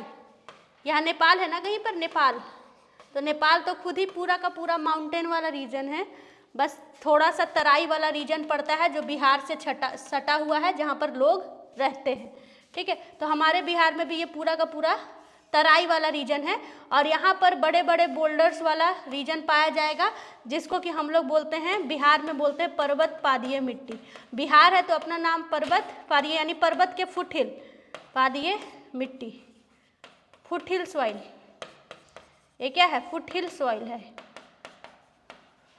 ठीक है। हिल के पैर के नीचे ये जो सॉइल पाया जाएगा, तो बड़े बड़े बोल्डर्स होंगे, ठीक है। तो यहाँ पर ये जो ऐसे सॉइल है, तो यहाँ पर इस तरीके से बड़े बड़े रॉक्स इकट्ठा होंगे, ठीक है। और यही रॉक कभी कभी है ना, यही रॉक क्या होता है, इस तरीके से ट्रायंगुलर शेप में अगर जमा हो जाए तो इसको हम लोग बोलते हैं अलूवियल फैन। इसको क्या बोलते हैं, अलूवियल फैन, है ना। फैन की तरह दिखाई दे रहा, पंख की तरह, तो अलूवियल जलोढ़ पंख, जलोढ़ पंख इसी को बोलते हैं। ये क्वेश्चन पूछता है, जलोढ़ पंख, पर्वत के नीचे अगर ये कभी कभी शंकु के आकार का जमा हो जाएगा तो इसको हम लोग जलोढ़ पंख बोलेंगे। उसके बाद जो तराई वाली सॉइल क्या होगा, यहाँ महीन कण जो रहेगा बिछा हुआ कुछ किलोमीटर तक, वही है तराई। तो बिहार के इस पूरे रीजन में कौन सा मिट्टी मिलता है, तराई रीजन में तराई मिलता है, ठीक है, तराई मिलता है, ठीक है। तो ये सिर्फ बिहार में ही नहीं मिलेगा, ये देखिए नेपाल से सटा हुआ यहाँ पर बिहार है ना, यहाँ पर क्या होगा, ये पूरा बिहार है, ये दिख रहा है, ये पूरा बिहार है, ये पूरा बिहार है, दिखाई दिया, ये बिहार है। तो सिर्फ यही नहीं मिलेगा, ये पूरा रीजन में इस तरीके से तराई मिलेगा, तराई रीजन, क्योंकि नेपाल क्या है, हिली रीजन है, नेपाल क्या है, हिली रीजन है, तो वो तराई वाला पूरा क्षेत्र मिलेगा आपको, ठीक है। किशनगंज तक, वेस्ट चंपारण से लेकर के किशनगंज तक का एरिया जो आपको क्या मिलेगा, तराई वाला रीजन मिलेगा। उसी से उसके बाद तराई के बाद हम लोग क्या शुरू हुआ, बांगर। तो बिहार का गंगा 2 भागों में बटा हुआ ना, ऊपर से भी मिट्टी आ रही है, तो ये पूरा का पूरा क्षेत्र आप देखिएगा बांगर वाला क्षेत्र होगा। और जो भी यहाँ वाला जो सॉइल होगा ना वो ज़्यादा फर्टाइल होगा, तो ये क्या होगा, खादर वाला सॉइल होगा। जहाँ बाढ़ की पानी अभी भी पहुँच रही है, ये क्या होगा, खादर वाला सॉइल होगा। लेकिन हम लोग बिहार के नज़रिए से बांगर नहीं बोलते, हम लोग अपना अपना नाम देते हैं। तो बांगर को नाम दिए बल सुंदरी मिट्टी, बल सुंदरी मिट्टी, बस बांगर ही होता है। इसमें क्या होता है, इसमें क्या होता है, कैल्शियम ज़्यादा पाया जाता है, वाइट कलर का दिखाई देगा। लीची मुजफ्फरपुर वाला, जो मुजफ्फरपुर ये वाला रीजन जहाँ पे लीची, आम, दरभंगा ये सब की खेती होती है, इसको हम लोग बोलते हैं बल सुंदरी मिट्टी। ये बांगर वाला ही रीजन है, ठीक है। जैसे कि मान लीजिए यहाँ से क्या हो रही है, गंडक नदी आ रही है, यहाँ से क्या आएगी, कोसी आएगी, यहाँ से कौन आएगी, महानंदा आएगी, ठीक है। तो अब यहाँ से ये जो गंडक वाला जो रीजन है, तो ये गंडक है, ये है बूढ़ी गंडक, ठीक है। तो इसी के पिछला वाला जो रीजन होता है ना, इधर साइड, ये पूरा बलसुंदरी मिट्टी का क्षेत्र है, ये पूरा बलसुंदरी। यहाँ बाढ़ का पानी अब नहीं पहुँचता, कम बाढ़ आता है कंपेयर यहाँ वाला। तो जहाँ बाढ़ आ रहा है उसको हम लोग कहेंगे खादर, जहाँ बाढ़ आ रहा है उसको हम लोग कहेंगे खादर, और जहाँ बाढ़ नहीं आ रहा है उसको क्या कहेंगे, बांगर। तो बिहार के परिप्रेक्ष्य में इसको हम लोग क्या बोल रहे हैं, बलसुंदरी मिट्टी बोल रहे हैं, ठीक है, इस तरीके का कण होता है और इसी में वाइट और वाइट कर दीजिए, कैल्शियम चूना ज़्यादा मिलता है। ठीक है, आप बांगर की खासियत कोई पूछेगा ना, बांगर की खासियत, तो कहिएगा कि बांगर में कैल्शियम कार्बोनेट की उपलब्धता होती है। बांगर की अगर खासियत कोई पूछे बांगर, तो बांगर में कैल्शियम लिख लेने दीजिए, आप लोगों को काम आएगा, कैल्शियम कार्बोनेट अत्यधिक पाया जाता है, अत्यधिक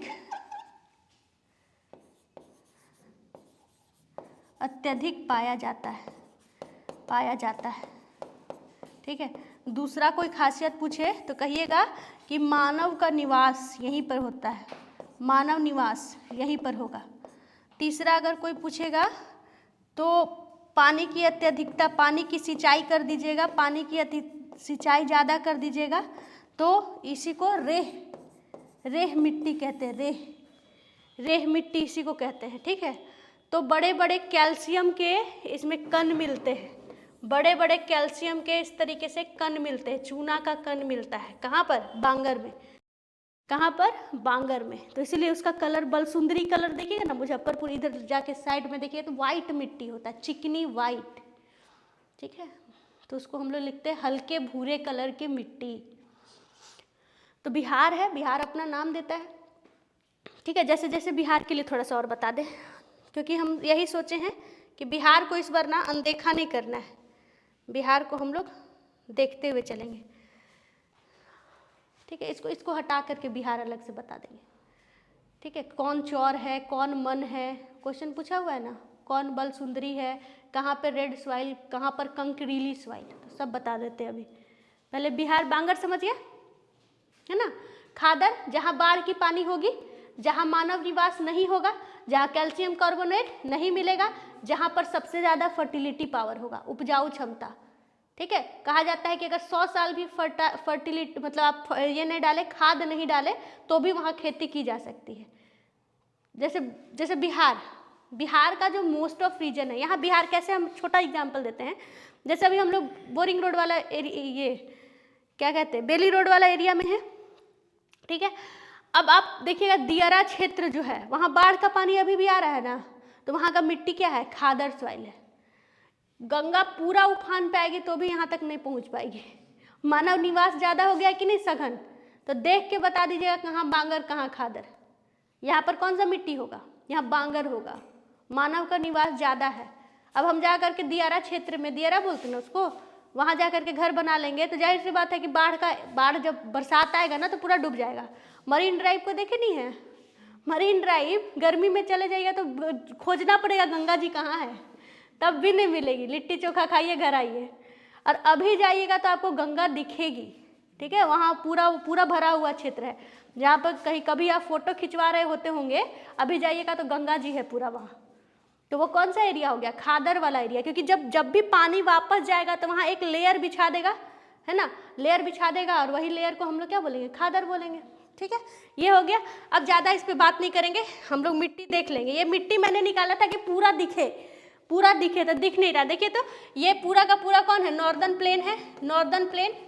और यहाँ पर अगर ऐसे भारत के परिप्रेक्ष्य में बात करेंगे तो यहाँ पे कौन सा सॉइल मिट्टी मिलेगा, जलोढ़, अलूवियल। भारत के परिप्रेक्ष्य में यहाँ पे ये पूरा का पूरा कौन है, अलूवियल, जलोढ़ मिट्टी वाला है। ये जो डेक्कन प्लेट्यू वाला दिख रहा है, यहाँ पे कौन सा सॉइल मिलेगा, ब्लैक सॉइल, काली मिट्टी, काली मिट्टी। बाकी का जो ये पूरा का पूरा क्षेत्र दिखाई दे रहा है, जो डॉट डॉट किया हुआ है, इसी को यहाँ पे कौन सा पूरा, ये भी यहाँ पर कौन सी मिट्टी, लाल मिट्टी। ये कौन सी मिट्टी है, यहाँ पे लाल मिट्टी है। ठीक है, उसके बाद देखिए तो उसके बाद यहाँ पर ये जो इस तरीके से दिख रहा है, जहाँ पर उच्च तापमान और उच्च वर्षा, उच्च तापमान और उच्च वर्षा वाला जो थोड़ा सा रीजन है, वहाँ पर कौन सा सॉइल मिलेगा, लेटराइट मिट्टी, लेटेराइट मिट्टी, लेटराइट सॉइल मिलेगा यहाँ पर। ठीक है, तो ये थोड़ा सा याद रखिएगा। ये है अरावली के पिछला हिस्सा, ये अरावली इसका पिछला हिस्सा। तो यहाँ पर कैसी मिट्टी मिलेगी, रेतीली मिट्टी। इसको हम लोग बोलते हैं एरिड सॉइल, शुष्क मिट्टी है ये, शुष्क मृदा। जहाँ भी 25 सेंटीमीटर से कम बारिश हो, यहाँ लिख देते हैं, वो पूरा का पूरा रेगिस्तान बन जाएगा, शुष्क मृदा। और जहाँ भी 50 सेंटीमीटर से कम बारिश हो, तमिलनाडु वाला क्षेत्र में, भारत का कौन सा क्षेत्र? तमिलनाडु वाला क्षेत्र। अब 25 सेंटीमीटर वाला ये हो गया राजस्थान, और ये हो गया लेह लद्दाख। ये जो लद्दाख है, भारत के पास मरुस्थलों की संख्या 2, उष्णकटिबंधीय मरुस्थल और शीतोष्ण कटिबंधीय कोल्ड डिजर्ट, और ये है ग्रीष्म वाला, उष्ण वाला, ठीक है, लेह लद्दाख वहाँ पे।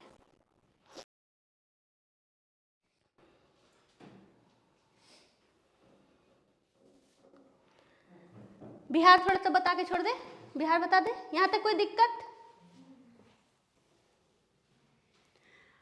आप लोग को अभी से ऑल द बेस्ट, कहीं बता रहे थे नरेश जी की हो सकता है अगली बार छुट्टी दे दे, ठीक है। जो जो बोल के जा रहे हैं उसको पढ़ लीजिएगा, मिनरल्स, एग्रीकल्चर, सेंसस, बिहार का सेंसस खास करके 2011 वाला, और उससे भी ज़्यादा इंपॉर्टेंट है इस बार जाति जनगणना, ठीक है। जाति जनगणना के हिसाब से देख लीजिएगा सबसे ज़्यादा जो संख्या है वो किसका है, ओबीसी में भी अति पिछड़ा वर्ग 32% के करीब, ठीक है। उसके बाद पिछड़ा वर्ग, उसके बाद एससी, ठीक है, उसके बाद कौन है, एससी है, तब जा करके कौन है आपको एसटी, कैसे जनरल नहीं रहेगा, जनरल, और तब जा करके एसटी। एसटी तो मात्र कितना है 1.62% है। 2011 के भी सेंसस में 2% था बिहार में, अभी और घट करके 1.62% हो गया है। तो धर्म परिवर्तन वाले बात सुने ना, एसटी लोग सबको क्या करते हैं, क्रिश्चियनिटी में, बौद्धिज्म में, जैनिज्म में जाने का नहीं जाता है सब, वो तो और कठोर है, तो आसान की तरफ जाएगा कि और कठोर की तरफ चला जाएगा, ठीक है। रतन टाटा को भी कह रहा था सबकी, उनको भी क्या कर दो, खुले में छोड़ दो, गिद्ध उद्ध खाएगा, ठीक है, जला करके उनको देखिए ना उनका जो ये हुआ है। खैर, तो जान में नहीं जाता है, आसान की ओर जाएगा सब। क्या मैं बता रही थी, क्या बता, अच्छा बिहार में थोड़ा, हाँ बिहार थोड़ा सा जरूरी, बिहार वाला, बिहार का मिट्टी से एक क्वेश्चन रहेगा, रिवर से भी एक क्वेश्चन रहेगा। हम ओरिजिनल बिहार निकाल के ही आप लोग को बताएंगे ताकि आप लोग को बिल्कुल दिक्कत ना हो।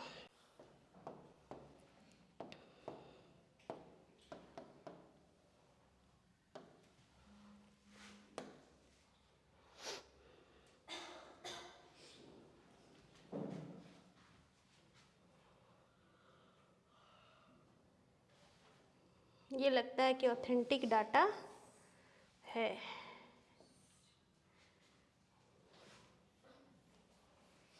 सॉइल टाइप ऑफ बिहार, कौन आईएएस, सब पता नहीं किस आईएएस का प्रचार कर दे रही हूँ मैं, लेकिन मेरा कोई इंटेंशन नहीं है इस बारे में। आप लोग पहले इस मिट्टी को देख लीजिए, यहाँ पे जो मिट्टी है, ठीक है। तो अब देख लीजिए यहाँ पर वाला क्वेश्चन हमेशा पूछता है, ठीक है ना, पर्वत पादीय मिट्टी, अब पता नहीं लिखा काहे के लिए प्रचार किया है, कुछ लिखा ही नहीं, ठीक है। ये जो ब्लैक कलर से ये जो दिखाई दे रहा है, ये कौन सा है, तराई मिट्टी, ठीक है। ये देखिए, ये जो है जहाँ बाढ़ का पानी अभी भी पहुँच रहा है, ये कौन सी मिट्टी है, नवीन जलोढ़ मिट्टी या फिर खादर मिट्टी, ठीक है। ये देखिए, ये है पुरानी जलोढ़ मिट्टी, और इसी को कहते हैं बांगर, और बलसुंदरी भी यही है, बलसुंदरी भी यही है, लिखा नहीं है, खराब आईएएस है, हम प्रचार नहीं कर रहे ये खराब है, ठीक है, ठीक है। फिर यहाँ से ये देखिए, ये गंगा रिवर इस तरीके से जा रही है। गंगा रिवर बिहार के कितने डिस्ट्रिक्ट से होकर गुजरती है, 12। और जल जीवन हरियाली जो ये जो एक मिशन है, बागवानी मिशन है, डिस्ट्रिक्ट के साथ हो रहा है 13। एक तो 12 वो जो गंगा के इर्द गिर्द है, और दूसरा 13वां नंबर पे है हमारे सीएम जी का नालंदा, सब्जी उगाते हैं वहाँ पे, तो नालंदा को भी इंक्लूड कर लिए। अपना घर है भाई, काहे छोड़ेंगे, हम ही को सीएम कोई बना देगा तो हम अपना डिस्ट्रिक्ट को उठा लेंगे, ठीक है। तो 13 डिस्ट्रिक्ट, लेकिन इसी पे कंफ्यूज रहता है सब। और गंगा के इर्द गिर्द कितना डिस्ट्रिक्ट है, 12, वो भी हम अभी आपको दिखा देंगे कौन कौन है। वहाँ से क्वेश्चन आता है, नाम दे देगा, पूछेगा कौन से गंगा के किनारे नहीं है, तो हालांकि हम लोग बिहार से, लेकिन इतना डेप्थ में देखिएगा तभी तो, आप लोगों को टाइम ही नहीं है इतना देखने का, लेकिन एग्जाम में तो देख के जाना है, ठीक है। ये जो टाल मिट्टी है, ठीक है, ये खराब, मैंने कहा ना ये खराब बनाई, देखिए ये जो काला काला दिखाई दे रहा है ना, इसी को कहते हैं टाल मिट्टी। सदर्न बिहार में, दक्षिणी बिहार में गंगा से सटा हुआ जो ये इलाका है कुछ किलोमीटर का, इसी को हम लोग कहते हैं टाल क्षेत्र है ये, ठीक है, टाल क्षेत्र है। उसी तरीके से यहाँ पर देखिए जो झारखंड से सटा हुआ, जो कौन सा मिट्टी, झारखंड से सटा, उसको कहते हैं लाल पीली मिट्टी, लाल पीली मिट्टी, ठीक है। और यहाँ पर जो विंध्य रीजन से सटा हुआ है, कैमूर वाला, इसको हम लोग बोलते हैं बलुई मिट्टी। कौन सा, रेतीली या बलुई मिट्टी। तो बलुई मिट्टी और लाल पीली मिट्टी में फर्क समझिएगा। रेड सॉइल कौन, जहाँ प्लेट्यू ज्यादा था, अभी बिहार का बताया ना, तो रेड जहाँ पर जो झारखंड से सटा हुआ रहेगा, ठीक है। और बलुई मिट्टी वाला क्षेत्र, विंध्य पर्वत का निर्माण किससे हुआ है, बलुआ पत्थर, वहाँ बलुआ पत्थर निकालते हैं ना वहाँ से, तो बलुई मिट्टी कौन सा हो जाएगा, ये वाला क्षेत्र है। विंध्य सिर्फ कैमूर और आपको कैमूर और रोहतास वाला क्षेत्र है। और रोहतास के बाद जितना दिखाई दे रहा है ना, ये सब झारखंड से सटा हुआ है, तो लाल और पीली मिट्टी, ठीक है। और फिर ये अगेन ये बनाया है, पटना उटना सब शामिल है इसमें। तो ये जो ब्लू कलर का बनाया है, ये क्या है, पुरानी जलोढ़, बोला ना पुरानी जलोढ़, दिख रहा है, पुरानी जलोढ़ है, जिसको कि हम लोग क्या नाम है जी, बांगर सॉइल कहते हैं, बांगर। हालांकि ये अच्छा नहीं था। किसका फोन बज रहा है, बिहार के खेतों की हालत देखिए, कैल्शियम इसी तरीके से, देखिए ये, इससे तो अच्छा ये, इसको ले लीजिए आप लोग, कम से कम 1 नंबर तो आएगा। अपने हिसाब से लिख दिया है सब, ठीक है। नाम भी देखिए, नाम भी बढ़िया से दे दिया है। जैसे आप लोग फोन पे आप लोग को दिखाई दे देगा, उसके बाद आप लोग क्या करिएगा,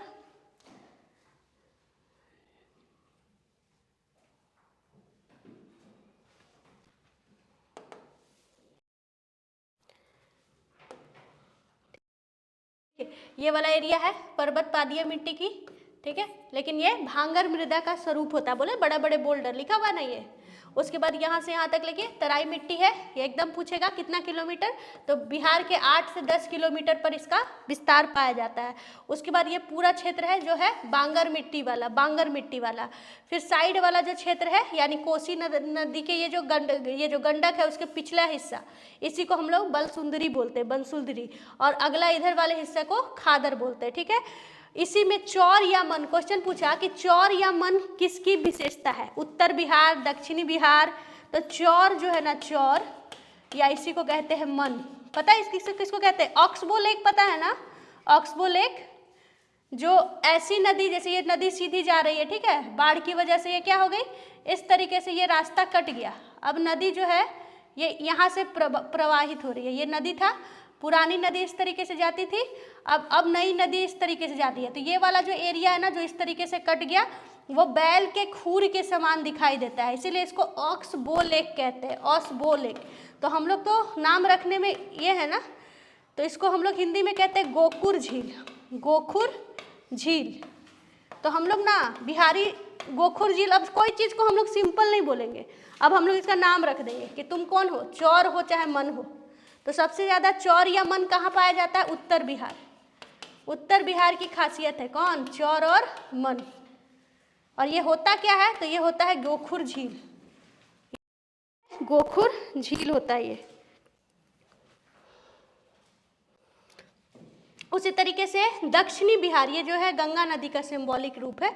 दक्षिणी बिहार में क्या किया है, ये गंगा नदी है, ठीक है, इसके ऊपर वाला उत्तर बिहार और इसके दक्षिण वाला सदर्न बिहार। तो जो चौर बनाया मैंने कहाँ बनाया, उत्तर बिहार में बनाया। और जो अब मैं बना रही हूँ टाल क्षेत्र, ये जो है टाल मृदा, ये काफी गंगा के दक्षिणी हिस्सा में, इसको हम लोग कहते हैं टाल मृदा, टाल, TAL, टाल सॉइल है ये, ठीक है। उसके बाद ये जो पूरा का पूरा पटना वाला पूरा रीजन जो है, ये है बांगर सॉइल, पुरानी जलोढ़ मिट्टी, ठीक है। जो निचला जो एरिया है ना, इसको हम लोग अब नाम दिए हैं बलथर मिट्टी। ये जो सॉइल है ना, इसको नाम क्या दिए हैं, बलथर। किसको, जिसको कंकरीली और पथरीली बोल रहे थे, रोहतास वाला जो रीजन है, ठीक है, जिसको हम रेतीली मिट्टी बोल रहे थे, पता नहीं कौन सा IS खुला था, उसी को हम लोग क्या बोलते हैं अपने लैंग्वेज में, बलथर। और इसको बोलते हैं लाल मिट्टी। जो झारखंड से जो सटा हुआ है उसको हम लोग बोल लाल या पीली मिट्टी, तो बोलेगा, देख लिए ना, अब बोलेगा बलथर मिट्टी कहाँ की विशेषता है। ऑप्शन बनाएगा जमुई, ऑप्शन बनाएगा रोहतास, ऑप्शन बनाएगा मुजफ्फरपुर और ऑप्शन बनाएगा पटना। बलथर मिट्टी कहाँ की विशेषता है, देख के भी हो जाए। बलसुंदरी मिट्टी कहाँ की, तो मैंने क्या बोला, जहाँ पे आम लीची वाला जो क्षेत्र है, ठीक है। तो क्वेश्चन बनाएगा मुजफ्फरपुर, ठीक है, क्वेश्चन बनाएगा मुजफ्फरपुर, क्वेश्चन बनाएगा कैमूर, क्वेश्चन बनाएगा पटना, या क्वेश्चन बनाएगा एक मान लीजिए कि इधर साइड का दे दिया अररिया। मुजफ्फरपुर, अररिया में नहीं है बलसुंदरी, नॉर्थ में भी है लेकिन अररिया में नहीं है बलसुंदरी। दरभंगा रहेगा तो है, वहाँ आम की खेती होती है ना, वहाँ पे मिल जाएगा आपको। तो जहाँ आम लीची गन्ना ऊपर में मिल रहा है वहाँ पे मिल जाएगा बलसुंदरी। अररिया जो ऊपर जो तराई रीजन है अररिया, वहाँ पे है। अररिया में कौन सा मिट्टी, तराई, 8 से 10 किलोमीटर में तराई है ना, ऊपर है अररिया, ये वाला क्षेत्र है अररिया का। आता है, बांगर भी आता है। हम बोले कि वहाँ का खासियत हो जाएगा, आम बागान मिलता है ना, है तो बलसुंदरी बांगर ही ना। जहाँ कैल्शियम ज़्यादा मात्रा में पाया गया वो चिकनी हो गई, उसको बलसुंदरी नाम दे दिए। है तो वो बांगर ही, इंडिया के हिसाब से बांगर ही है, लेकिन हम लोग बिहार वाले नाम हम लोग चेंज करते ही हैं। कोई अगर हम क्या कर रहे हैं, किसी को भी मान रहे हैं ना, उसका नाम हम तुरंत चेंज फटाक से, टाइम ही नहीं लगा। हम इसको क्या बोलेंगे, कल से छोटी छोटी बोलने लगेंगे, अपने हिसाब से नाम दे दिए, है ना। मेरे से छोटी है, छोटी बोलने लगेंगे, है ना।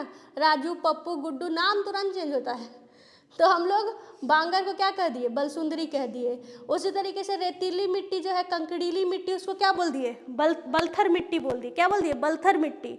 वैसे ही तो बांगर है, लेकिन इसको हम लोग क्या बोल दिए है, टाल क्षेत्र बोल दिए इसको। तो टाल क्षेत्र कहाँ की विशेषता है, सदर्न बिहार। और यहाँ पर जो गोखुर लेक है, गोखुर लेक, उसको नाम बदल के चौर यमन कर दिए ना यहाँ पे, चौर यमन। तो ये कहाँ की विशेषता हो गई, उत्तर भारत की। खैर आज का क्लास यहीं तक छोड़ देते हैं। ट्राइब और इंटरनेशनल बाउंड्री मैं लेकर के आई थी, आप लोग देख लीजिएगा।